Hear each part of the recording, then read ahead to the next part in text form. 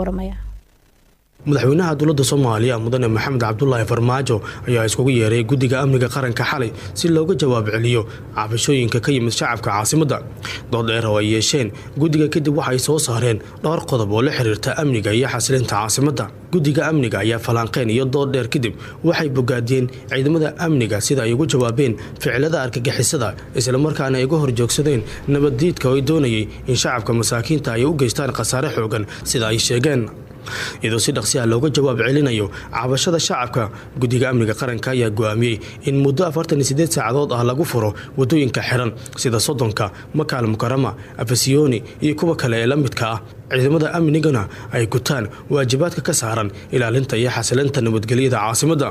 guddiga ayaa ku amray wasaaradaha maaliyadda, gaadiidka iyo maamulka gobolka Banaadir inay dib u eegis ku sameeyaan hanaanka isticmaalka wadooyinka caasimadda bacdama ay sii kordhayeen tirada gaadiidka iyo bajaajyada soo galaya gudaha magaalada tan Muqdisho. sidoo kale guddiga ayaa isku raacay in xafiiska ra'iisul wasaaraha, wasaaradaha maaliyadda, dekedaha, amniga iyo maamulka gobolka Banaadir ay la yimaadaan qorshe sida ugu dhaqsiyaha badan 24 saac ku shaqayn karto dekada Muqdisho taa oo ka jawaabaysa baahiyaha ganacsi ee ay qabaan ganacsatada Soomaaliyeed.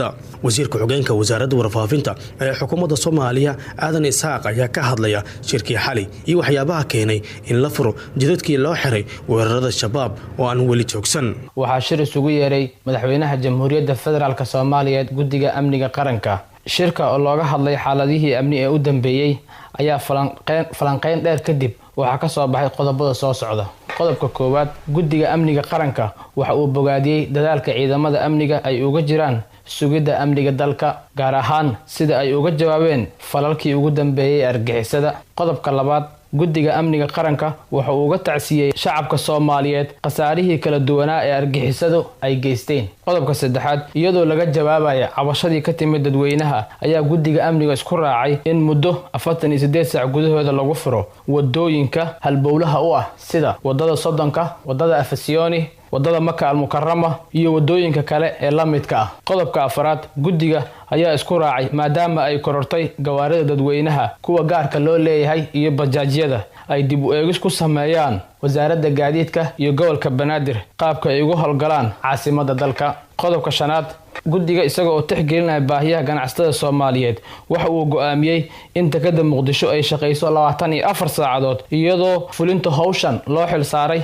xafiiska ra'iisul wasaaraha, wasaaradda maaliyadda, wasaaradda ganacsiga, wasaaradda amniga, wasaaradda dekedaha iyo gobolka Banaadir.